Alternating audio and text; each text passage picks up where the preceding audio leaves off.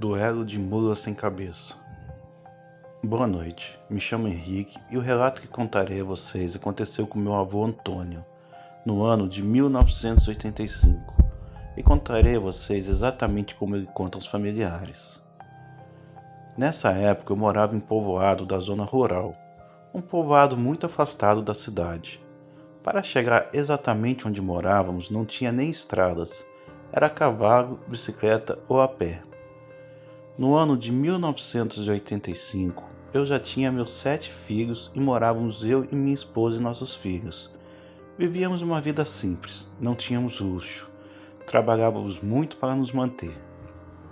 Em uma sexta-feira me programei para ir à cidade fazer as compras do mês. Eu sempre ia à noitinha, fazia as compras e voltava à noite adentro, chegando em casa de madrugada. Assim eu ganhava tempo. Durante o dia podia trabalhar e no outro dia cedinho estaria em casa para tirar o leite. Na sexta-feira acordei bem cedo, fiz meus afazeres, almocei e comecei a me preparar para ir à cidade. Selei meu cavalo e saí de casa por volta das 2 horas da tarde. Da minha casa até a cidade levava cerca de 3 horas, então chegaria na mercearia por volta das 5 da tarde. Faria as minhas compras e por volta das 7 horas da noite já estaria retornando para casa. Chegaria em casa por volta de meia-noite, pois a volta sempre demorava mais. O cavalo voltava carregado de compras, então íamos bem devagar. Assim fiz. Saí de casa, cheguei à mercearia do São Sebastião, fiz as minhas compras e por volta das 19 horas já estava na saída da cidade. Segui meu caminho devagar, pois o cavalo estava carregado com as compras pesadas. A estrada estava muito escura, era uma estrada bem deserta, com matas por toda a sua extensão. E ainda mais nesse horário, não encontrava com ninguém.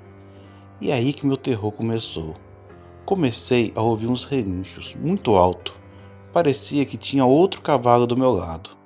Achei estranho, pois não conseguia ver ninguém na estrada. Mas segui meu caminho.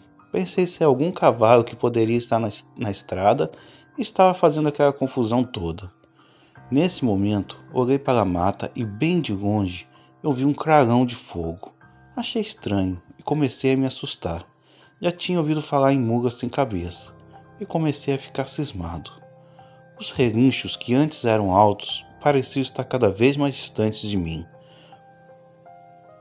Foi aí que lembrei que quando meu pai contava histórias de mulas sem cabeça, ele falava que quanto mais longe for os relinchos, mais perto o bicho está de você. No caminho tem uma ponte que fica no meio de uma encruzilhada de 3 estradas. Quando estava perto da ponte, comecei a ouvir galhos quebrando pela mata fora, e um clarão que parecia estar pegando fogo na mata. Os relinchos estavam bem distantes, quase não ouvia mais. Ali tive certeza que tinha uma mula sem cabeça bem perto de mim. Eu tinha que me esconder. Se aquele bicho me pegasse, nem imagino o que faria comigo. Então tive a ideia de entrar debaixo da ponte, pois a ponte era muito grande e uma parte do barranco dava para eu ficar com meu cavalo. Ficamos ali, sem sermos percebidos.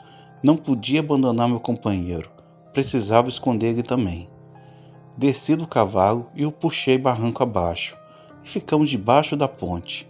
Ficarei ali até que aquela criatura passasse e se distanciasse da gente. Depois sairia e seguiríamos viagem. Fiquei em silêncio. E por incrível que pareça, meu cavalo também estava no silêncio só, nem se mexia. De repente, aquela mula, num trote, só apareceu em cima da ponte. Aquilo soltava labaredas de fogo pela cabeça e fazia barulhos de ferraduras com as patas. Ficou dando pinotes em cima da ponte. Por incrível que pareça, quando ela estava perto de mim, não ouvia seus relinchos. Pensei agora esse bicho vai embora e poderei seguir meu caminho. Que engano.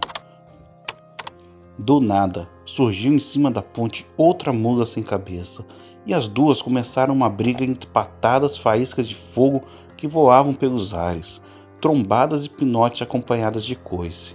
A ponte era de madeira, então pude acompanhar a cena pelas frestas das tábuas de madeira. Não entendia por que elas estavam brigando, mas era uma cena pavorosa.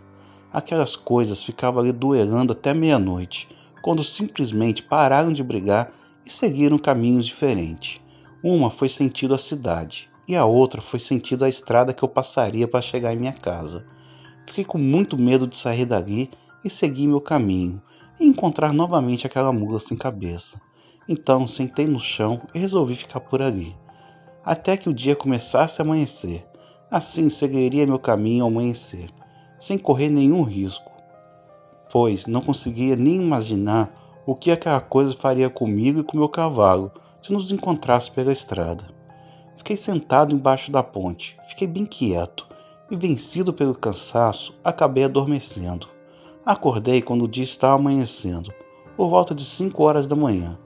Coloquei novamente as compras no cavalo e saímos debaixo da ponte. Quando saí, a ponte estava com várias marcas de cascos de cavalo e com marcas de queimado, como se alguém tivesse colocado fogo ali. Segui meu caminho e ao longo da estrada pude ver marcas daquela mula sem cabeça. Tinha marcas de ferraduras pelos barrancos e nos troncos das árvores. Fui pelo caminho, seguindo aquelas marcas, pois eu conhecia todos os sítios do caminho. Queria ver onde aquelas marcas dariam, e elas acabaram em um sítio vizinho ao meu, que havia sido vendido recentemente a um casal vindo de fora. Não conhecíamos eles. Quando até que enfim consegui chegar em casa, minha esposa estava muito preocupada. Contei o que havia presenciado e onde as marcas acabaram, e minha esposa disse: bem que a dona Maria, do sítio do outro lado, me contou uma história. Na hora não acreditei, achei que fosse fofoca de vizinho, mas agora tudo se encaixa. Ela me disse que o casal daquele sítio veio embora corrido de uma cidade pequena, porque a filha deles estava tendo um caso com o padre da cidade, um moço muito bonito, que foi desvirtuado de seus preceitos religiosos pela garota. E quando os fiéis descobriram, amaldiçoaram a moça e até tentaram matá-la. Em uma dessas tentativas, ela se transformou em tal ser, atacando toda a população de fiéis da igreja. Dizem que o padre também foi transferido para outra paróquia e os fiéis não o aceitavam mais ali, pois diziam que ele não era mais digno de servir ao Senhor, por ter cedido aos encantos da moça. A partir desse dia, nunca mais fui à cidade fazer compra à noite. Preferia perder o dia de trabalho do que encontrar tal criatura pelas estradas. Até hoje, quando lembro da cena que vi, me sobe um frio na espinha e me arrepio todo. Esse foi o relato do meu avô Antônio. Obrigado por contá-lo no canal. A mula sem cabeça veio me visitar. Olá, boa noite aos amigos inscritos do canal. Vou contar a vocês mais uma história que ocorreu aqui no Ceará, mais precisamente em Pacajus, que fica a poucos quilômetros da capital de Fortaleza. O ano foi em 2005 e aconteceu com um amigo meu que hoje já é falecido. Ele comprou uma pequena casa num terreno, que atrás tinha uma mata bem grande, cortada por um canal. Eu conheci bem a sua casa, porque sempre eu ia dormir lá. Meu colega foi morar sozinho, e como disse, era numa rua com bastante casas, mas era um bairro novo, as casas eram bem espaçadas uma das outras. Depois das 22 horas, o bairro era muito calmo. Foi então que em uma noite que eu não fui dormir lá, tudo aconteceu. Há dias ele ouviu o pisar de um animal no calçamento, como se fosse um cavalo grande e pesado. Depois de algumas noites ouvindo isso, ele foi na porta e olhou pela frecha. Segundo ele, ao ver a cena, ele se apavorou. Era um cavalo preto, com os cascos e ferraduras em chamas e a cabeça em labaredas. O animal estava descostas e, segundo o que ele contou, quando o animal percebeu que alguém o espionava, soltou um enorme relincho, virando-se para a frente de sua casa e sacudindo a cabeça de maneira que as faíscas de fogo caíam pelo chão. Ao se recompor do medo, afastou-se devagar da porta e foi tomar um pouco de água. Deitou-se e nessa noite ele não dormiu mais, e ainda ficou ouvindo a mula sem cabeça soltar seus relinchos 1, 2 ou 3 vezes. No outro dia, quando foi na sua casa, ele me contou essa história. Inicialmente eu até pensei que era brincadeira, mas ao concluir a história, ele estava em lágrimas. Meses depois, ele teve uma série de problemas e acho que acabou vendendo a casa para seu irmão, que até bem pouco tempo ainda morava lá. Esse meu amigo já é falecido. Sou André Moreira e obrigado por publicar mais uma das minhas histórias. Um abraço a todos e uma ótima noite.